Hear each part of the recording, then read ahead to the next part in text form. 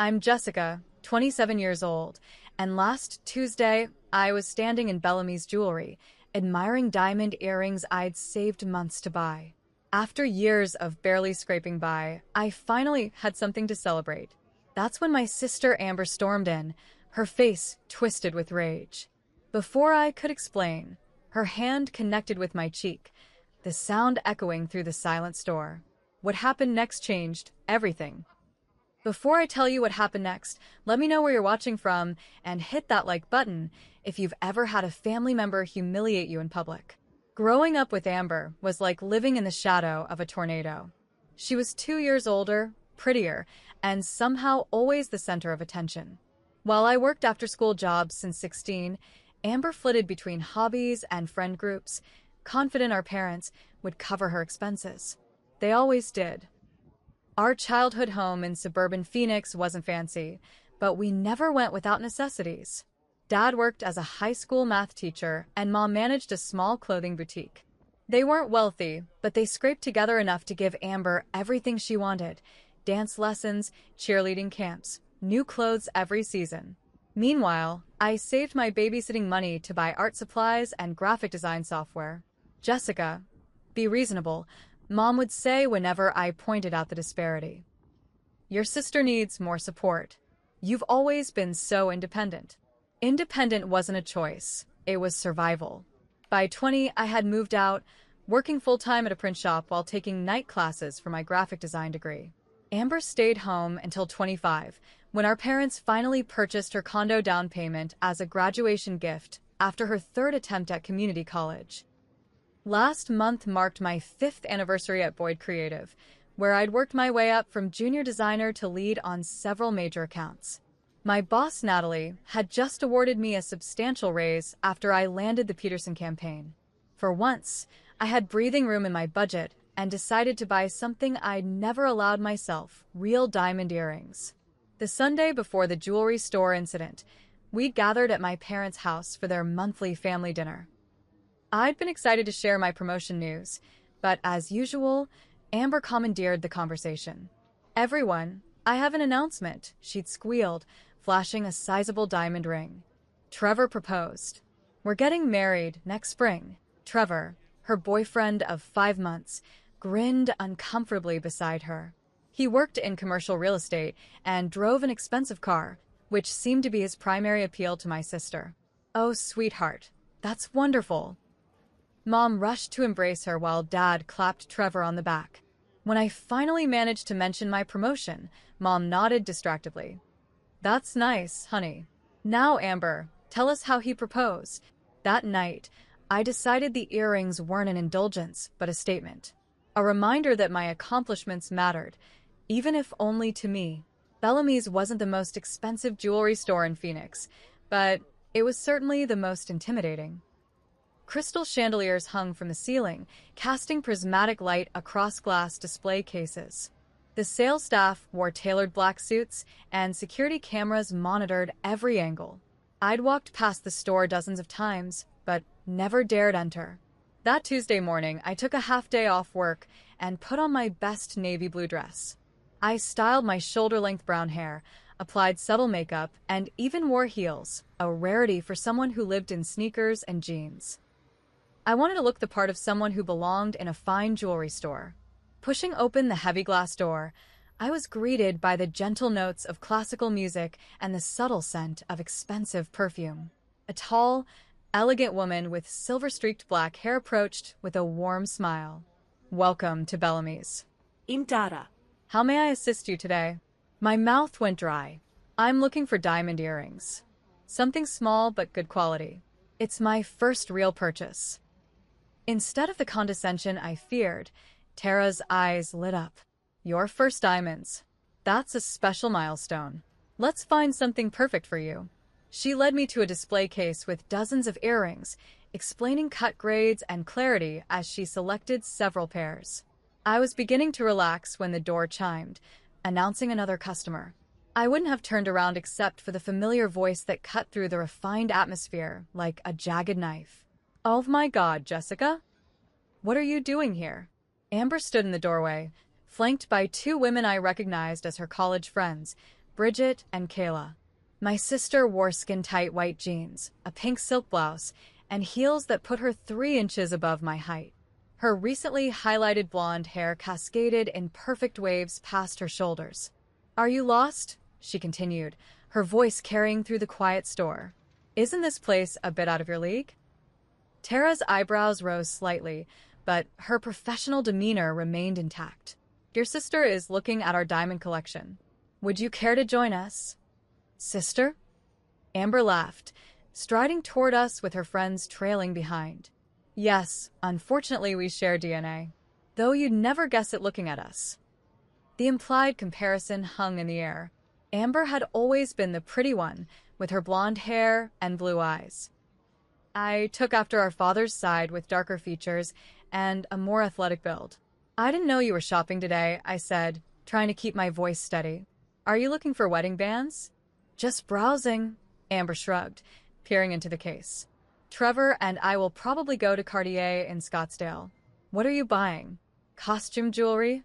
Tara cleared her throat. "Actually, your sister has excellent taste. She's considering these half-carat diamond studs." Amber's eyes narrowed as she examined the earrings Tara held. "Half-carat? With your salary? That seems excessive." "I got a promotion," I said, feeling heat rise to my face. "I can afford them." "A promotion at that little print shop? Impressive." Amber's tone dripped with sarcasm. "What does that mean? An extra $1 an hour?" Bridget snickered behind her hand while Kayla pretended to examine a bracelet display. I noticed an older couple across the store watching our interaction with disapproving expressions. "It's a graphic design agency, not a print shop," I corrected, though I knew the distinction meant nothing to Amber. "And the raise is substantial." "Well, good for you," Amber replied, picking up another pair of earrings from the display. "Though if you had any financial sense, you'd invest that money instead of blowing it on jewelry. But that's always been your problem, hasn't it?" Poor decision-making. 5 years of therapy had taught me not to take Amber's bait, but her words still stung. Tara, sensing the tension, attempted to redirect. "These would complement your complexion beautifully," she said, holding up the earrings to my ear. "The princess-cut catches light magnificently." "They're perfect," I agreed, deliberately ignoring Amber. "I'll take them." "Seriously?" Amber stepped closer, her perfume overwhelming. "You're going to spend thousands on earrings right after I announce my engagement? This is so typical of you." The accusation blindsided me. "What does my buying earrings have to do with your engagement? You can't stand that I'm the center of attention for once. You've always been jealous of me." Amber's voice rose, causing a security guard near the entrance to glance our way. "For once." I laughed incredulously. "You've always been the center of attention." "I've spent my life in your shadow." "Ladies," Tara interjected, "perhaps we could." "In my shadow?" Amber cut her off. "That's rich. You're the one mom and dad brag about with your scholarship and career. Poor Amber can't compete with perfect Jessica." The distortion of reality was so complete it momentarily stunned me. Had we grown up in the same household? Had she not noticed the countless times our parents had prioritized her needs, her wants, her dramas? "That's not true and you know it," I said quietly, conscious of the audience we'd attracted. 2 more sales associates had paused their activities to watch, and an elegant woman browsing necklaces had stepped back from her display. "You know what? I don't have to listen to this." I turned to Tara. "I'd like to purchase the earrings now. Don't you dare walk away from me." Amber grabbed my arm, her manicured nails digging into my skin. I pulled away. "Don't make a scene, Amber. This is embarrassing." "I'm embarrassing." "You're the one buying jewelry you can't afford just to upstage my engagement. Not everything is about you," I said, my patience finally snapping. "This has nothing to do with your engagement. I earned this money. I saved for months, and I'm buying something nice for myself for once." Tara discreetly slid the earrings into a velvet box and moved toward the register, clearly hoping to expedite the transaction before the situation escalated further. Amber followed, her face flushing. "How much are those earrings anyway?" Tara hesitated, looking at me for permission. I nodded. These are priced at $2,800, she said calmly.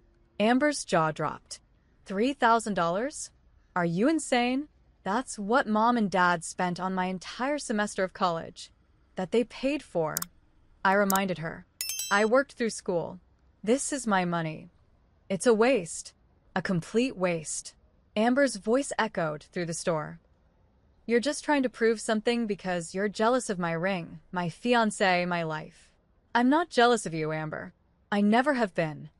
The simple truth seemed to snap something in her. Her face contorted with rage, and before I could react, her hand swung through the air and connected with my cheek. The sound cracked like a whip in the hushed store. Pain bloomed across my face as tears sprang to my eyes. The store fell completely silent, the classical music suddenly muted, as if someone had turned down the volume on reality itself. My hand went to my burning cheek as I stared at my sister in disbelief. In 27 years, through all our fights and disagreements, she had never struck me. Not once. Tara's mouth formed a perfect O of shock. Bridget and Kayla had frozen mid-motion, suddenly interested in examining the floor tiles. The security guard had straightened and was moving toward us. And then a deep, authoritative voice broke the silence from behind me. Touch my wife again and see what happens. The voice belonged to a tall man in his late 30s, impeccably dressed in a charcoal suit that screamed custom tailoring. His dark hair was styled with precision, and his jawline could have been carved from marble. But what struck me most were his eyes, steel gray and absolutely unwavering as they fixed on Amber. "Excuse me?" Amber stammered, her bravado faltering. The man stepped forward, positioning himself slightly in front of me. "You heard me. If you raise a hand to my wife again, you'll regret it." Confusion rippled through the store. Tara looked between us with wide eyes. Even the security guard paused his approach, uncertainty written across his face. "Your wife," Amber repeated, her gaze darting between the stranger and me. I was equally confused, but too stunned to speak. Wife. I'd never seen this man before in my life. "Yes, my wife," the man continued, his voice controlled but hard as granite. "And I don't appreciate witnessing her being assaulted in public." A flicker of fear crossed Amber's face as she took in the man's expensive watch, the quality of his suit, and his commanding presence. For once, she seemed at a loss for words.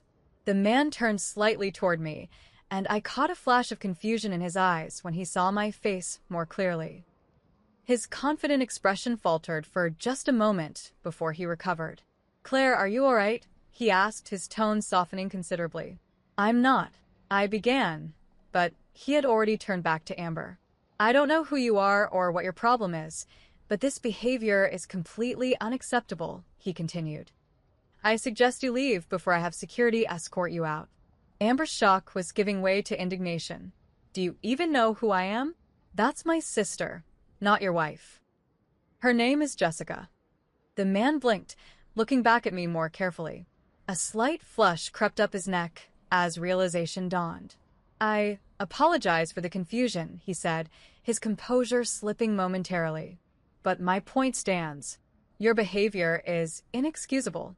I finally found my voice. "Who are you?"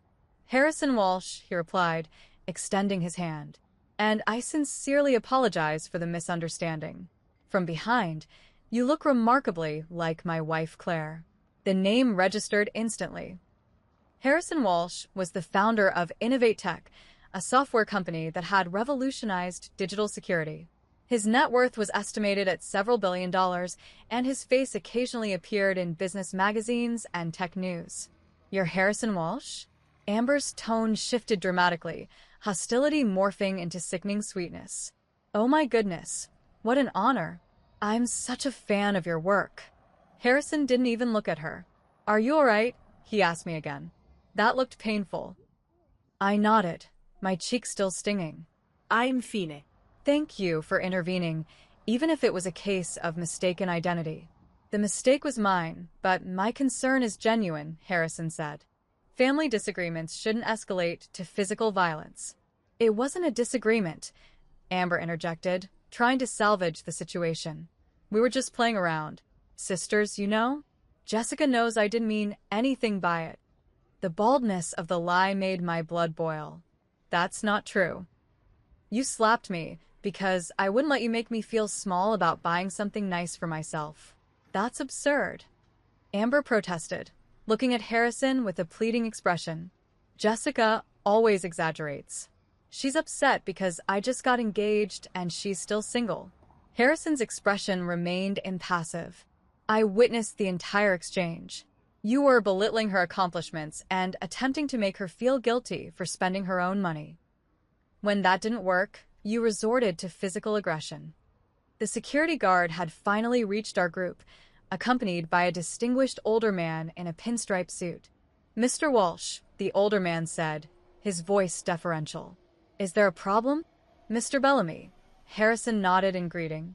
This woman, he gestured to Amber, just assaulted another customer. So this was the Bellamy of Bellamy's Jewelry. The owner himself had come to investigate the disturbance. I did no such thing. Amber protested. This is all a misunderstanding. Tell them, Jessica. All eyes turned to me. For a moment, I felt the familiar urge to smooth things over, to minimize the incident for the sake of family peace. It was what I'd always done. But something had shifted inside me when Amber's palm connected with my face. She slapped me, I said clearly, because I decided to buy these earrings instead of listening to her criticize me. Mr. Bellamy's expression hardened. We have a zero-tolerance policy for violent behavior in our establishment. I'm afraid I must ask you to leave immediately. You can't be serious, Amber sputtered. Do you know who our father is? I don't believe that's relevant, Mr. Bellamy replied coolly. Frank, please escort this lady and her companions to the exit. The security guard stepped forward. This way, please. Jessica, you can't let them do this. Amber's voice rose again. Tell them we were just having a sisterly spat. I said nothing, watching as Frank gently but firmly guided Amber toward the door. Bridget and Kayla followed, their expressions mortified. At the door, Amber turned back. You'll regret this, Jessica.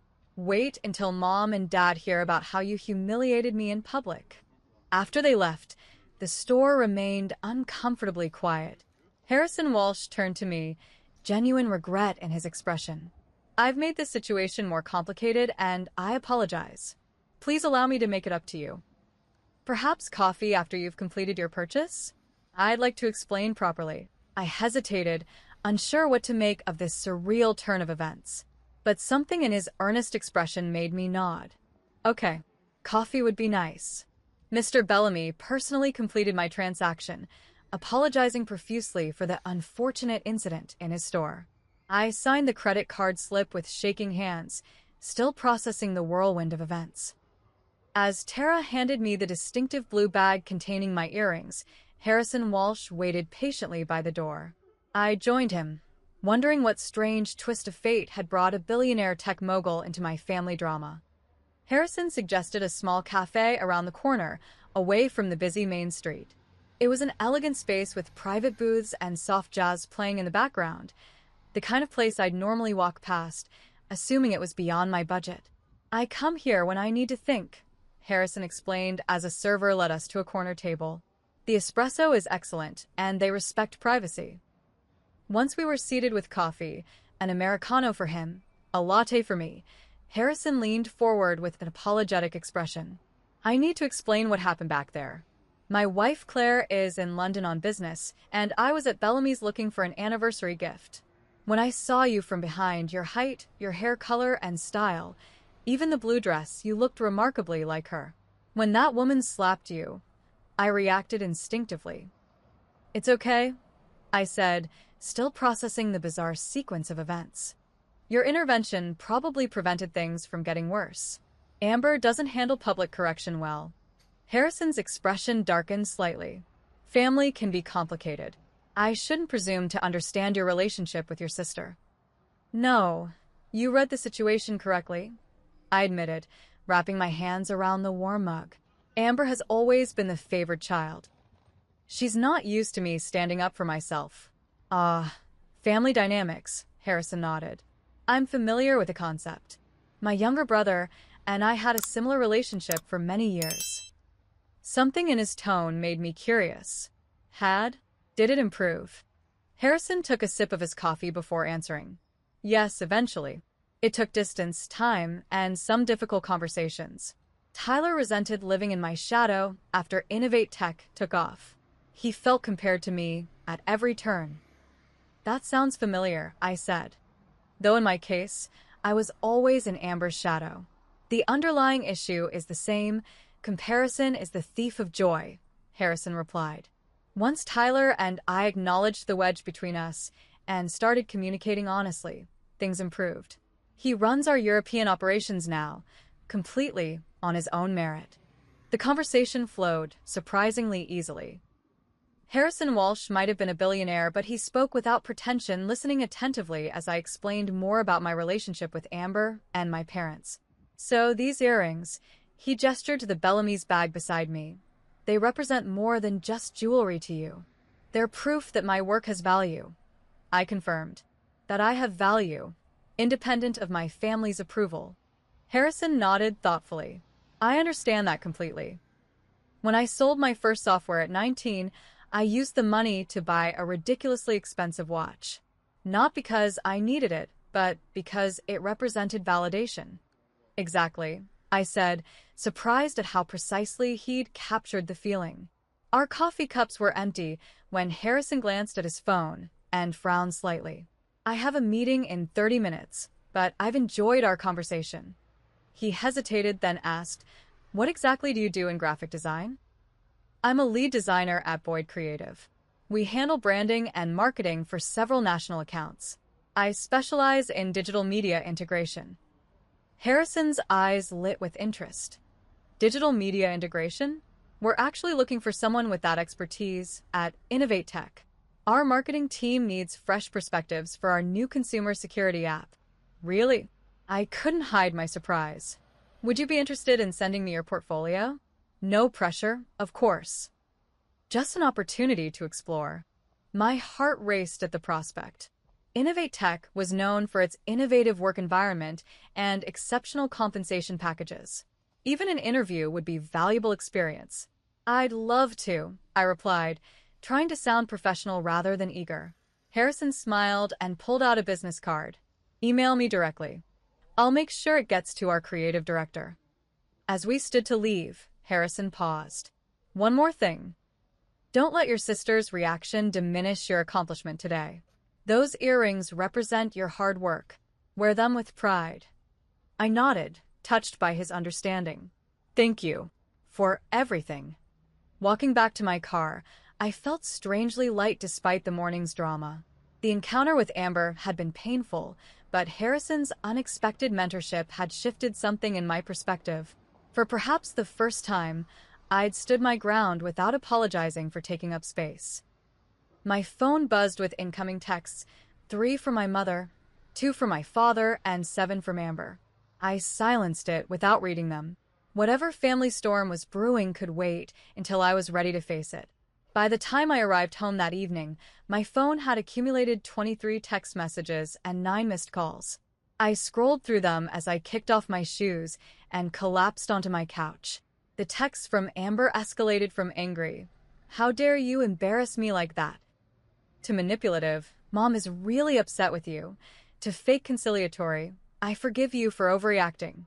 My parents' messages were predictably one-sided, demanding I call immediately to explain why I'd caused a scene and humiliated my sister. None of them mentioned the slap. I set the phone aside and took out the velvet box containing my new earrings. Under the soft lamplight, the diamonds caught fire, scattering tiny rainbows across my living room wall. They were beautiful, but more importantly, they were mine. Earned through my own efforts, chosen with my own taste, purchased with my own money. Instead of calling my family, I spent the evening polishing my digital portfolio. If Harrison Walsh's offer was genuine, I wanted to be prepared. I selected my strongest projects, updated my resume, and crafted a professional email to the address on his business card. The response came the next morning while I was at work, making me almost drop my coffee mug. Jessica, thank you for sending your impressive portfolio. Our creative director, Amy Sullivan, would like to meet with you this Friday at 2 p.m. Please let me know if this works with your schedule. Regards, Harrison Walsh. It wasn't just a courtesy introduction. He was actually arranging an interview. I quickly responded, confirming the time, then spent the rest of the morning in a haze of disbelief and excitement. That evening, I finally steeled myself to call my parents. As expected, my mother answered with immediate disapproval. Jessica Marie Hayes, what on earth happened yesterday? Amber is absolutely devastated. I took a deep breath. Mom, did Amber tell you she slapped me across the face in a public store? A pause. She said there was a misunderstanding. That you were making a scene about her engagement. That's not what happened, I said firmly. I was buying earrings with money from my recent promotion, which, by the way, no one congratulated me on at Sunday dinner. Amber showed up, criticized me, and when I wouldn't back down, she slapped me hard enough to leave a mark. Well, I'm sure she didn't mean she meant it, I interrupted. And a stranger had to intervene because it was so inappropriate. The store owner asked her to leave. A stranger? Amber mentioned some man getting involved in family business where he didn't belong. I almost laughed. That some man was Harrison Walsh. Who? The founder of Innovate Tech, a billionaire who recognized abusive behavior when he saw it. My mother fell silent, processing this information. Finally, she said, "Your sister is still very upset." I'm sure she is. Being held accountable is upsetting when you're not used to it. Jessica, that's a terrible thing to say about your sister. Is it? Mom, when was the last time Amber faced consequences for her actions? When was the last time you or Dad didn't take her side? Another pause. We don't take sides. This time I did laugh. Mom, you've been taking sides our entire lives. I'm just finally acknowledging it. I don't know what's gotten into you, my mother replied, her voice tight. This isn't like you at all. Maybe that's the problem, I said quietly. Maybe it's exactly what should have been like me all along. The conversation ended shortly after, with my mother expressing disappointment in my attitude and suggesting I call Amber to apologize. I promised to think about it, knowing I had no intention of making that call. Friday arrived with a mixture of anticipation and nerves. I chose a professional outfit, wore my new earrings for confidence, and arrived at the sleek Innovate Tech headquarters 15 minutes early. The building was a marvel of modern architecture, all glass and sustainable materials, with a lobby featuring a spectacular living wall of tropical plants. The receptionist directed me to the 14th floor, where I was greeted by a friendly assistant named Jordan. Miss Sullivan is running a few minutes late, Jordan explained, leading me to a comfortable waiting area. Can I get you water or coffee? Water would be great, thank you. As Jordan walked away, a familiar voice called my name. Harrison Walsh approached with a warm smile, dressed more casually than at our first meeting in dark jeans and a navy button-down. Jessica, glad you could make it. How are you? Good, thank you. A bit nervous, I admitted. No need to be. Amy was impressed with your portfolio, particularly the Sunrise Healthcare campaign. She's eager to meet you. We chatted briefly about the company until a striking woman with copper-colored hair and vibrant green glasses approached. You must be Jessica, she said, extending her hand. I'm Amy Sullivan. Sorry for the delay, creative emergencies. You know how it is. Absolutely, I smiled, instantly liking her direct manner. Harrison, are you sitting in? Amy asked. If that's all right with both of you, he replied. I have a personal interest in this particular hire. Amy raised an eyebrow but nodded. Let's use the Aspen conference room. The interview was unlike any I'd experienced. Rather than standard questions about strengths and weaknesses, Amy engaged me in a detailed discussion about design philosophy and creative problem solving. She showed me current Innovate Tech marketing materials and asked for my honest critique, nodding appreciatively at my suggestions. Harrison mostly observed, occasionally asking insightful questions about my collaborative process and adaptability. His presence was supportive rather than intimidating, and I found myself speaking with unexpected confidence about my vision and capabilities. One last question, Amy said, glancing at Harrison before continuing. Our team works closely with developers who can be, let's say, particular about their creations. How do you handle strong personalities and creative conflicts? I thought about the countless times I'd navigated Amber's demands and my parents' expectations, finding diplomatic solutions while preserving my own boundaries. I believe in finding the common goal beneath the conflict, I replied. Most creative disagreements stem from everyone wanting the best outcome, but seeing different paths to get there. I try to honor each perspective while keeping the ultimate purpose in focus. Amy nodded, seemingly satisfied. Well, Jessica, this has been illuminating. We have a few more candidates to interview, but you'll hear from us by next Wednesday. As Amy gathered her notes, Harrison asked, "Do you have time for a quick tour before you leave?" "I'd love that," I replied, surprised by the offer. Harrison led me through the innovative workspace, introducing me to various team members along the way. The environment was collaborative yet focused, with thoughtful amenities like quiet pods, standing desks, and a stunning rooftop garden where employees could work outdoors in good weather. "What do you think?" Harrison asked as we stood on the rooftop, overlooking the city. "It's incredible," I answered honestly. "Everything seems designed to support both creativity and well-being." "That's exactly the balance we strive for," he nodded. "When people feel valued, they produce their best work." As we returned to the lobby, Harrison paused. "I hope you don't find this intrusive, but I wanted to ask, how are things with your family after Tuesday's incident?" I sighed. "Complicated. They expect me to apologize to Amber. They don't see her behavior as the problem." Harrison's expression was thoughtful. "Family patterns are persistent. It took years for my brother and me to break ours."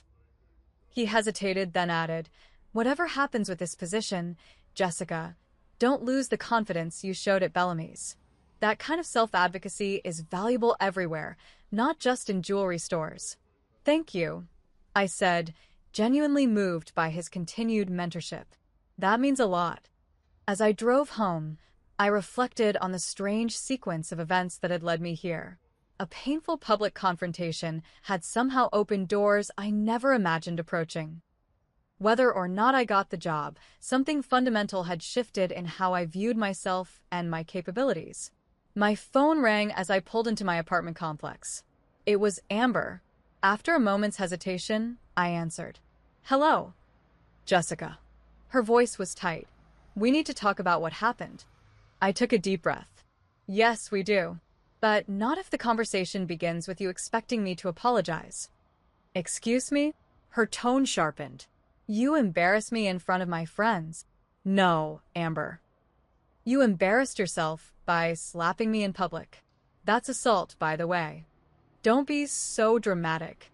It was barely a tap." "It was hard enough to leave a mark," I countered. "And you did it because I wouldn't let you make me feel bad about buying something nice for myself." "This isn't about the stupid earrings," she snapped. "It's about you trying to steal attention from my engagement." The familiar accusation might once have made me defensive. Now, it just sounded pathetic. "Amber, buying earrings has nothing to do with your engagement. Not everything is about you." "You've changed," she said accusingly. "You're not the same sister anymore." "You're right," I agreed. "I have changed. I'm not going to shrink myself to make you comfortable anymore." The line went silent for several seconds.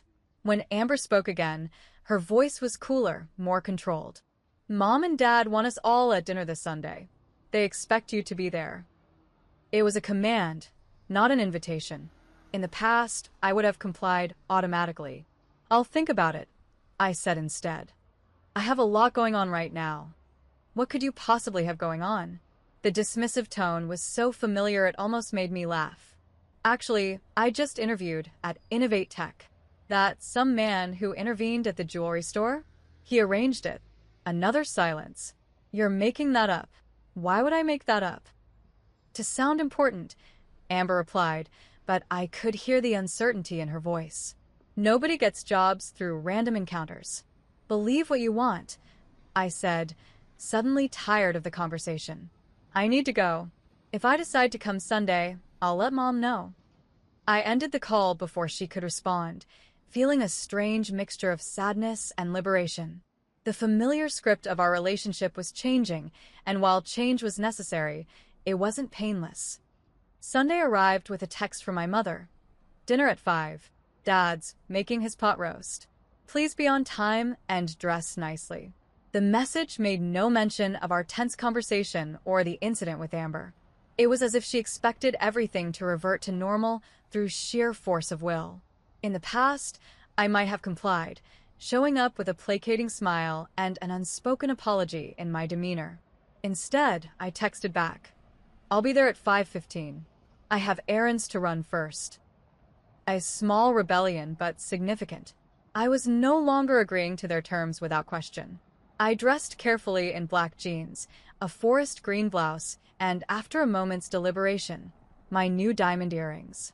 They caught the light as I turned my head, reminding me of the strength I'd found at Bellamy's.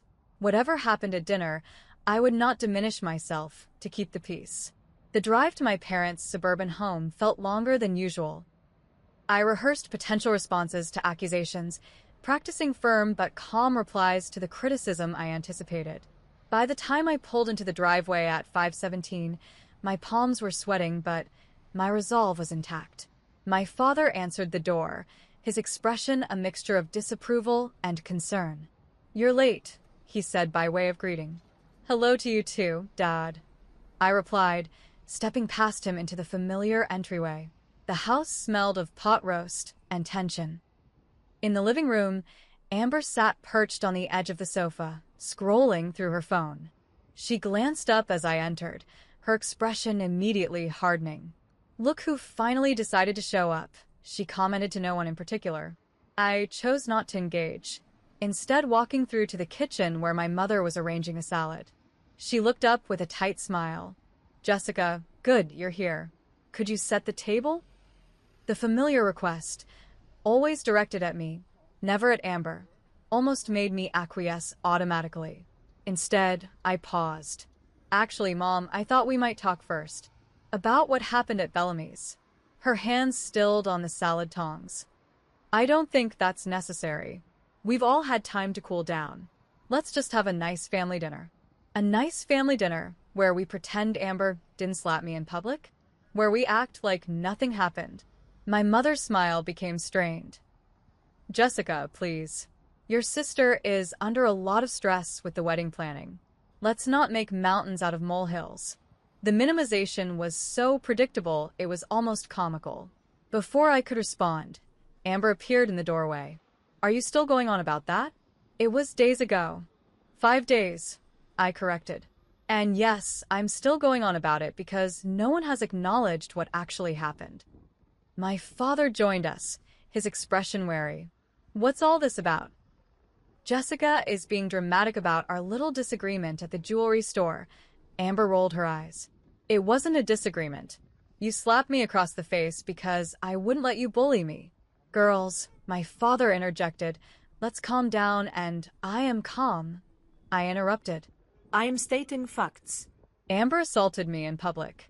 A store owner witnessed it and asked her to leave. A complete stranger had to intervene.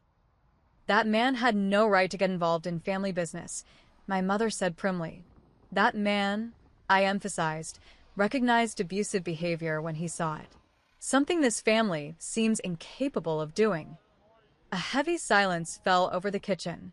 My mother's face had paled, and my father's eyebrows drew together in a deep frown. Abusive, he repeated. That's a serious accusation, Jessica. It's not an accusation. It's a description, I replied, keeping my voice steady. Amber has been verbally tearing me down for years, and you've both enabled it. Tuesday was just the first time it became physical.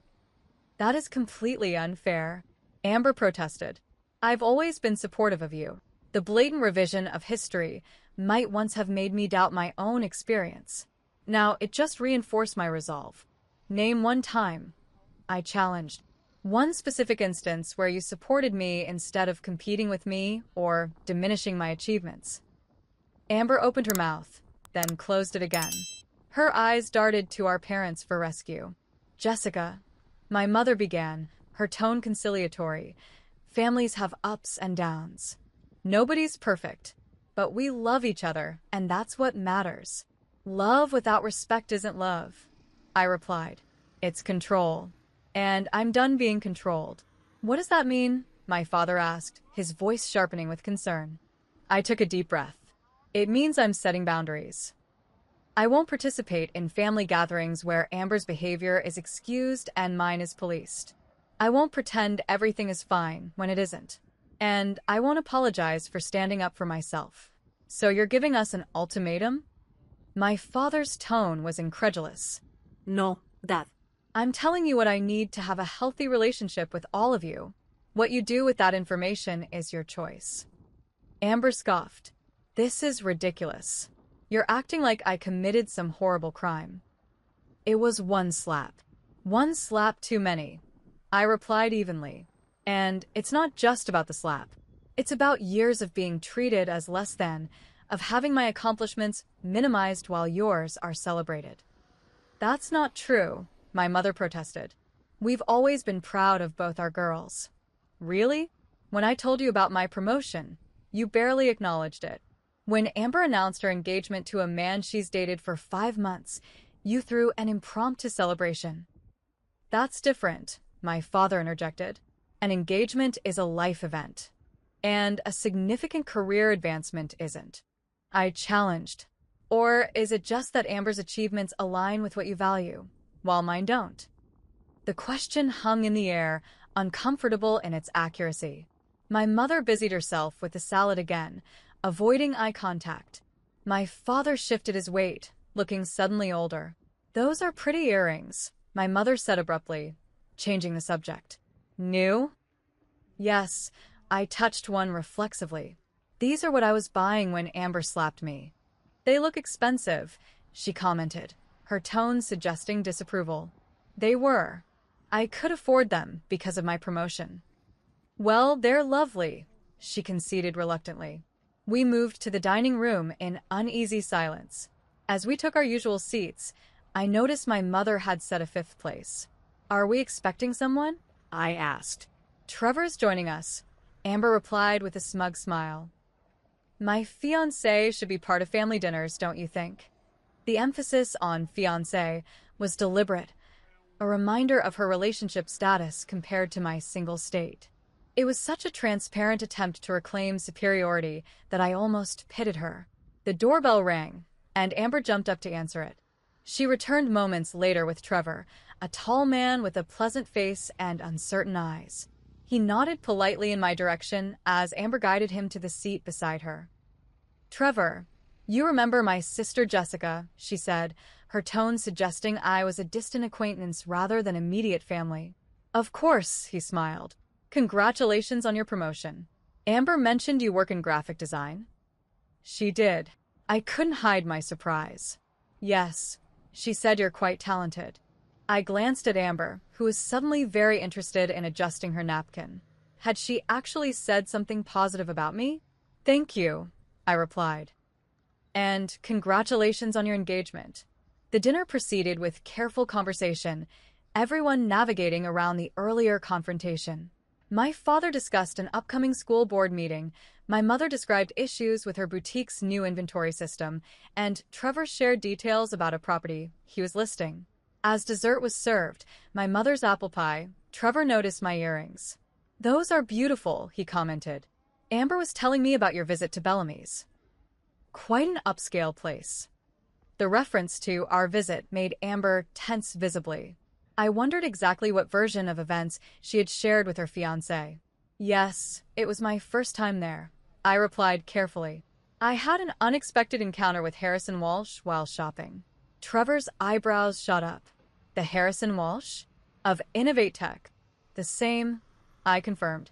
Actually, I interviewed at his company on Friday. You did, my mother interjected, clearly surprised. You didn't mention that. I wasn't sure you'd be interested.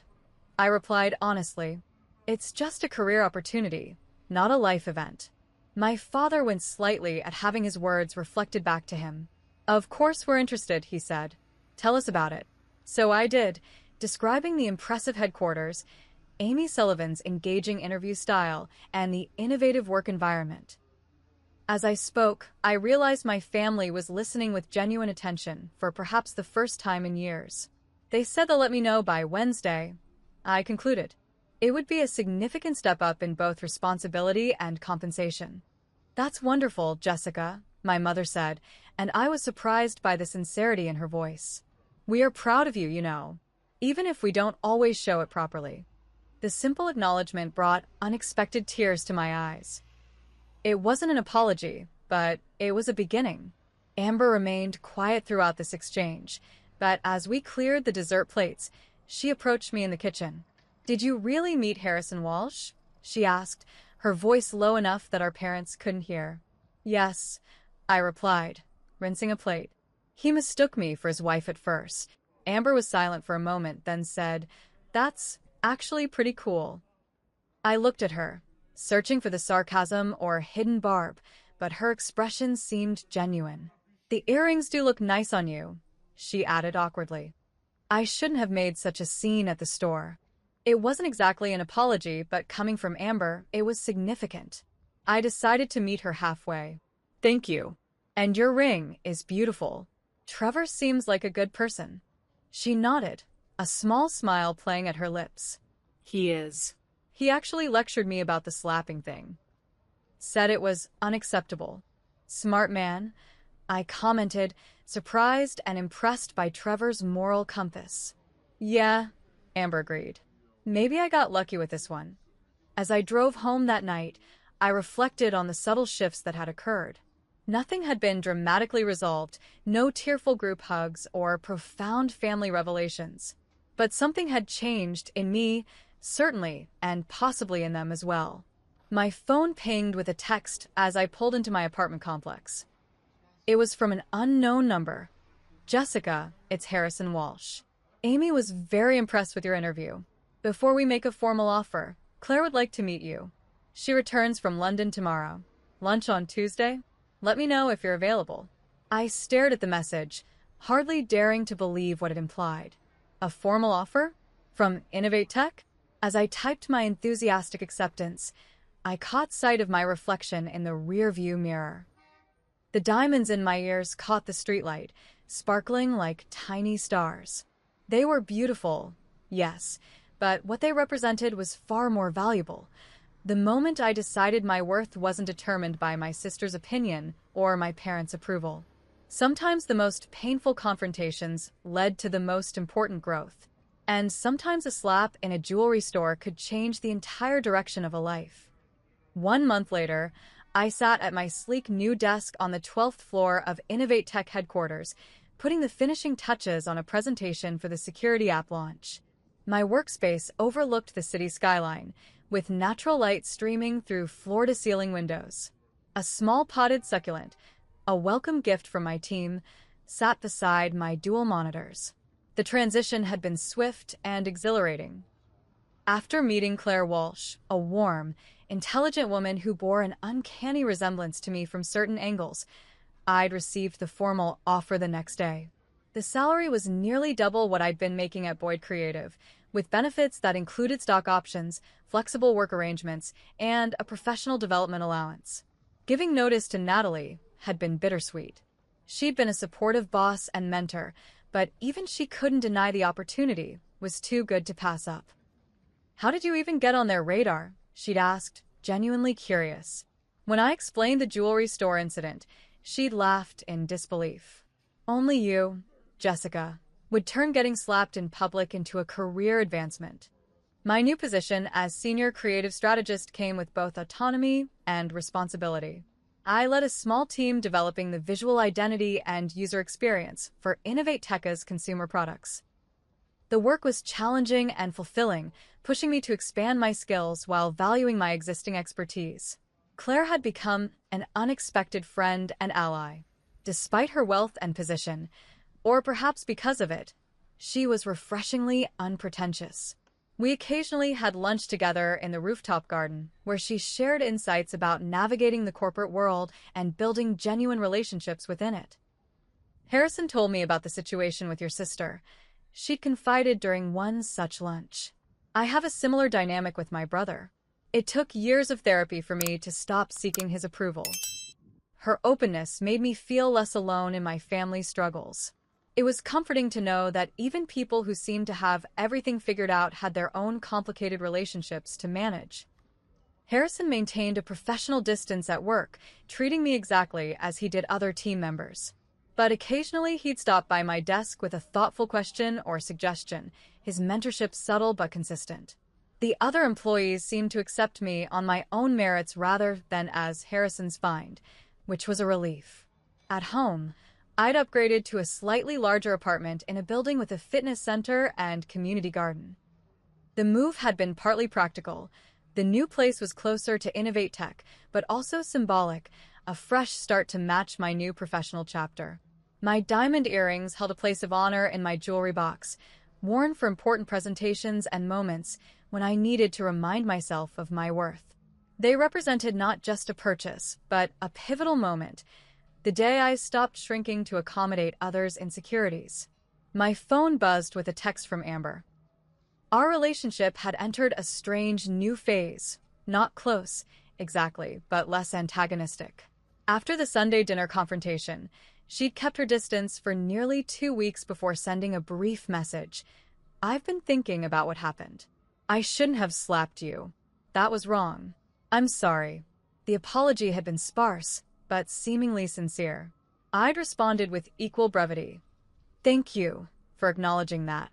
I appreciate the apology. Since then, we'd exchanged occasional texts, mostly surface-level updates, but without the undercurrent of competition that had previously defined our interactions. Today's message was more substantive. Mom's birthday dinner next Saturday. 6 p.m. Trevor and I have news to share. Would like you to be there. I considered the invitation. Family gatherings were still somewhat tense, but each one seemed less fraught than the last. My parents had made small but noticeable efforts to show interest in my new job and life. My father had even visited my new apartment, helping install shelves and expressing genuine admiration for my career advancement. I'll be there, I texted back. Need me to bring anything? Just yourself, came the reply, followed by a second message, and maybe those earrings. Mom mentioned she liked them. The simple acknowledgement made me smile. A month ago, Amber would never have suggested I wear something that might draw attention or compliments. At the end of the workday, I met Claire in the lobby as planned. We developed a tradition of Friday evening walks through the nearby sculpture garden, discussing everything from work projects to book recommendations to family dynamics. How was your week? She asked as we fell into step on the tree-lined path. Productive, I replied. The security app interface is nearly finalized. And I hired a junior designer who has incredible talent with animation. Harrison mentioned your team is ahead of schedule. He's impressed. I felt a flush of pride at the indirect praise. What about you? How was the technology conference? As Claire described her experiences as a keynote speaker, I reflected on how much my life had transformed in just 4 weeks. Beyond the material improvements, better job, nicer apartment, increased financial security, the most significant change was internal. I moved through the world differently now, with confidence rather than apology. The journey hadn't been easy. I'd spent several sessions with a therapist unpacking the family patterns that had shaped my self-perception. Learning to set boundaries without guilt remained a daily practice. But each small victory reinforced my resolve. You seem contemplative today, Claire observed as we paused near a modern sculpture of intertwined metal ribbons. I was just thinking about how different things were a month ago, I admitted. Sometimes I still can't believe that Amber slapping me in Bellamy's led to all this. Claire smiled. The catalyst isn't always pleasant, is it? But sometimes we need a shock to break old patterns. True, I nodded. Though I wouldn't recommend getting publicly assaulted as a career strategy. We both laughed, continuing our walk as the evening light turned golden across the gardens. Later that night, as I prepared dinner in my new kitchen, I found myself humming contentedly. My phone pinged with an email notification. The professional development course I'd applied for had been approved. Another small victory, another step forward. I thought about the upcoming birthday dinner with my family. There would likely be awkward moments, perhaps even tensions. Amber's news might be pregnancy, wedding details, or some other life event that would once again center her in the family narrative. But that was okay. Her moments of celebration didn't diminish mine. There was room for both our stories. The earrings would come with me, not as armor this time, but as a reminder. A reminder that standing in my truth, even when uncomfortable, had led to growth I couldn't have imagined. A reminder that sometimes the most painful confrontations create space for the most meaningful transformations. My journey from that moment in Bellamy's jewelry to my current life hadn't been linear or simple. The path to self-worth rarely is. But each step had been necessary. The humiliation of the slap, the unexpected alliance with Harrison, the confrontation with my family, the opportunity at Innovate Tech, the ongoing work of maintaining boundaries. The diamonds caught the light as I placed them in my jewelry box for Saturday's dinner. They sparkled not just with their inherent brilliance, but with the story they now carried, my story of finding value beyond others' validation. Sometimes life's most important lessons come wrapped in painful packages. Sometimes the moments that feel like endings are actually beginnings. And sometimes, when someone tries to make you feel small, the most powerful response is to expand into your full, magnificent self. Have you ever experienced a painful moment that ultimately led to positive change in your life? I'd love to hear your stories in the comments below. And if this journey resonated with you, please like, subscribe, and share with someone who might need this message today. Remember, your worth isn't determined by others' opinions. It's inherent, unchangeable, and absolutely real. Thank you for listening, and until next time, keep shining bright like those diamonds.